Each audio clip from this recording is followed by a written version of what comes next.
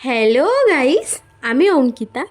আমি না ভুলে গেছিলাম যে আজকে সন্ধ্যাবেলা আমার একটা মামার বউ ভাত আছে। নিমন্ত্রণটা তো অনেক দিন আগে পেয়েছিলাম, তাই ভুলে গেছিলাম। উঠে চটপট রেডি হয়ে নিলাম।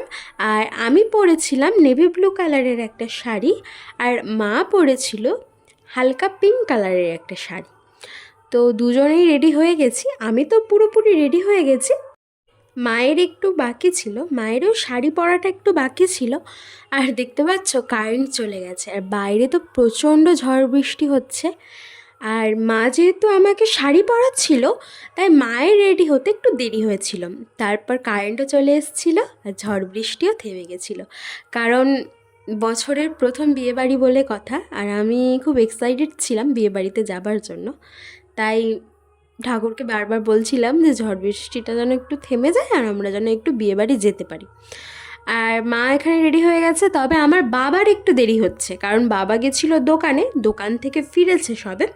আমার বাবা এবার একটু ফ্রেশ হবে, তারপর জামা পরবে। আর মা এখানে কী কী গয়না পরেছিল তোমাদেরকে একটু দেখিয়ে দিলাম। তো মা এখানে দেখে নিচ্ছিল যে গিফটগুলো ঠিকঠাক নিয়েছিল কি না, আর আমি আমার মায়ের শাখা পলাটা দেখছিলাম আর তোমাদেরকে একটু দেখাচ্ছিলাম। মায়ের শাখাটা না আমার খুব পছন্দের। তো মা এখানে আংটিও পরেছিল, সব কিছুই প্রায় তোমাদেরকে দেখিয়ে ফেলেছি। আর কমেন্ট করে জানাও আমার আর আমার মাকে কেমন লাগছিল।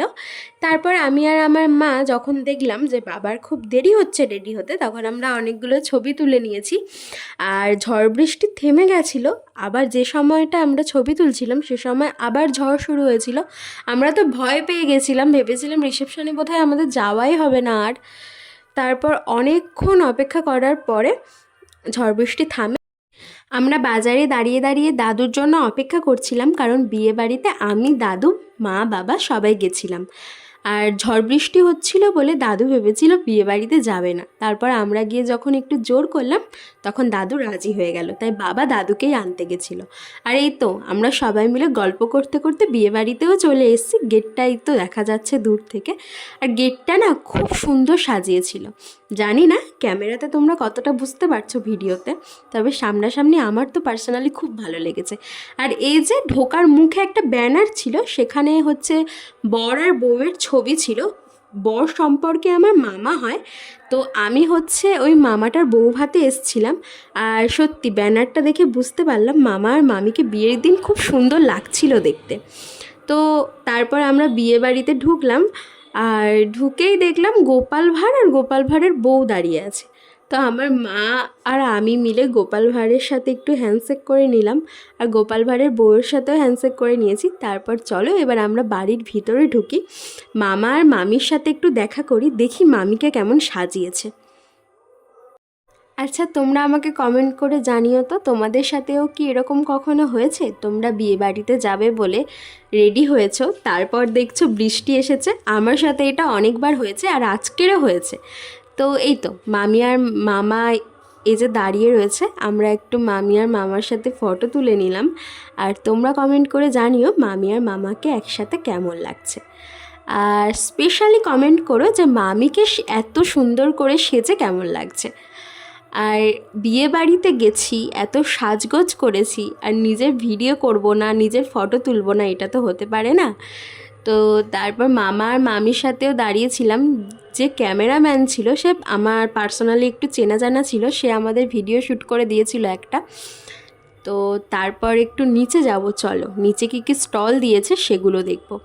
আর এখানে হচ্ছে মামির দুটো দিদি মামির হাতগুলো ধরে দুদিক দিয়ে টানছিল। তারপর হচ্ছে মামির বাড়ির লোকজন এসছিল, তাই এই জায়গাটা একটু ভিড় হয়ে গেছিলো।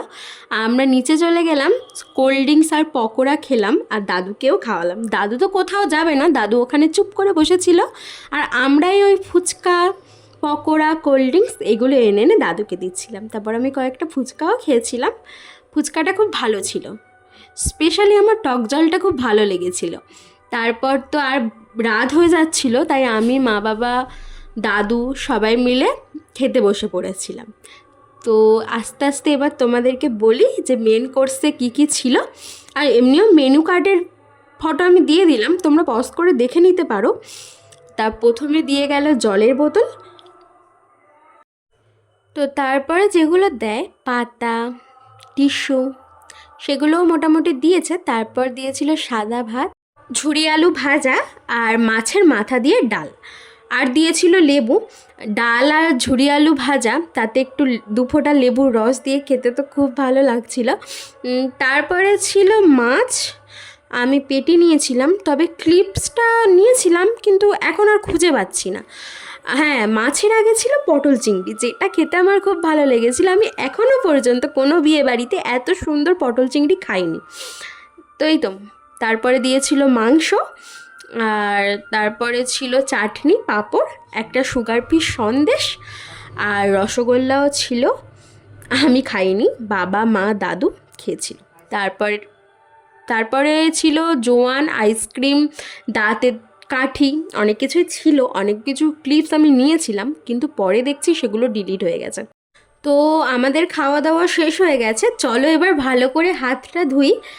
আর আমি তো খালি ভাবছিলাম আইসক্রিমটা কখন দেবে, হাতটা ধুতে ধুতে আইসক্রিমটাও দিয়ে দিল। তো চলো এবার আইসক্রিমটা নিয়ে নিচে যাই। তো চলো নিচে যেতে যেতে তোমাদের সাথে কথা বলছি। যেহেতু আমরা খাওয়া দাওয়া করার জন্য ওপরে উঠেছিলাম, আর সিঁড়ির প্লেসটা না একটু সরু ছিল, তাই আমাদের উঠতে আর নামতে একটু কষ্ট হচ্ছিল। আর নিচে এসে দেখলাম গোপাল ভাঁড়ের বউ ফাটিয়ে ডান্স করছে। গানটা কপিরাইট ক্লেমের ভয়ে দিতে পারলাম না, মানে কি গানে ডান্স করছিল সে গানটা দিতে পারলাম না। তোমরা দেখি গেস করতে পারো কি না যে গোপাল ভাঁড়ের বউ কী গানে ডান্স করছে। যদি গেস করতে পারো তাহলে আমাকে কমেন্ট করে জানিও। তো এবার উড়ি উড়ি বৃষ্টিও পড়তে শুরু করে দিয়েছে, আর এখন প্রায় রাত 10:30টার মতো বাজে। তো চলো এবার আমরা আস্তে আস্তে বাড়ি যাব। আর কিছু ছবি তোমাদেরকে দেখিয়ে দিলাম যেগুলো আমরা বিয়ে বাড়িতে গিয়ে তুলেছিলাম। তো তোমরা দেখে আমাকে কমেন্ট করে জানিও যে আমাদেরকে কেমন লাগছিল দেখতে।